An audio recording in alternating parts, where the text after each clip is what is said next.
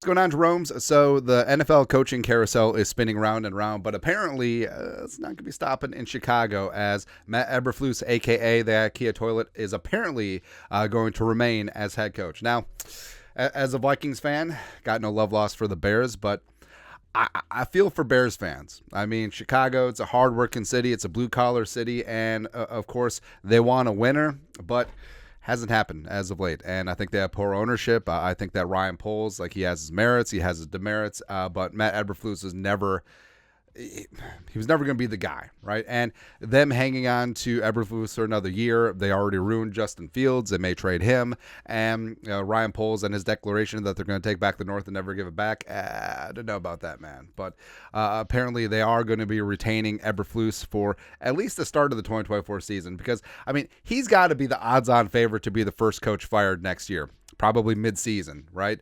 And also, you notice the shuffling of the chairs on the Titanic. So they fired basically all the assistants except for Eberflus. Okay. Okay, so Luke Getsy is gone. He was terrible. Our boy Andrew Janako, he out. Also, Tyke Tolbert. I feel like Tyke Tolbert's underrated, man. And blah, blah, blah. So, all right, so they're clearing things where here's the issue. So Eberflus, supposedly this defensive mind, and they spent a lot of draft picks as well as a lot of free agent money, bringing in Edmonds, bringing in Edwards at linebacker. So they went all in, and the defense improved marginally. Like, they're literally the worst defense in the league in 2022, on top of being the worst team in the league. They improved marginally. They're not ahead of the Vikings in the standings, though. Face.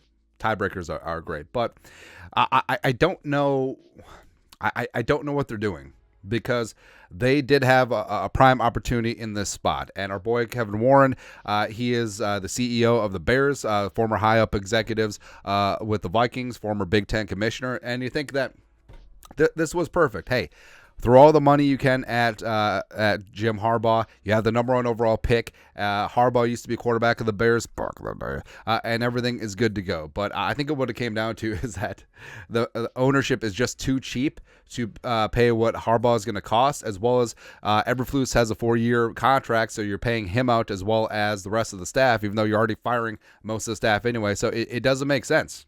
It absolutely doesn't. Plus, you're never going to attract any high-end offensive coordinator talent with any options, because he's walking into a situation where the coach is on shaky ground, and also could be a bad team. It could be a one and done. He even though Eberflus ended year 3, he essentially is a lame duck coach. So again, this is very stupid. And the Bears, God bless you. I mean, again, the Bears would have been an extremely attractive job opening, because, I mean, even though Poles could be on shaky ground too, you do have DJ Moore, you do have some nice pieces on defense, you do have the number 1 overall pick from the Panthers, you do have number 9 as well, so you could have your choice of any of the quarterbacks in the draft, or you could trade down and still get your guy and still get a haul, as well as, I mean, like we said, you have the number 9 overall pick, so you could double dip. You could take your quarterback and a tackle, you could take a quarterback and a receiver like Odunze or Neighbors or something like that. But they're just compounding the error. And it's not like Eberflus, the IKEA toilet, ain't going to be fired next offseason. So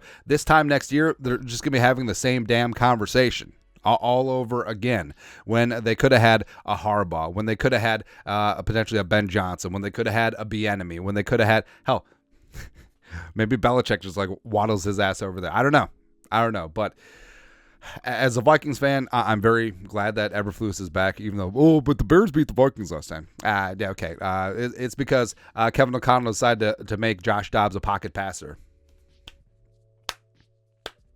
But again, the NFC North today is rejoicing. On January 10th, 2024, the year of our Lord, this is the new holiday. Eberflus is back, baby. Although I actually do think that, hey, if they're able to swing Harbaugh, I think that everyone's just going to get fired anyway. But we'll see what happens. But your thoughts are thoughts. Again, Bears fans deserve better. Not much better, but just a little bit better. Again, it's ridiculous. I mean, Mark Trestman. I mean, it feels like just the gong show of head coaches that they've had. I mean, they should have kept Lovey, but anyways, your thoughts are thoughts. Let us know in the comment section below. Subscribe for daily Vikings takes. Want to support the work? Put a little something in the Venmo. But till next time, Skol, production value.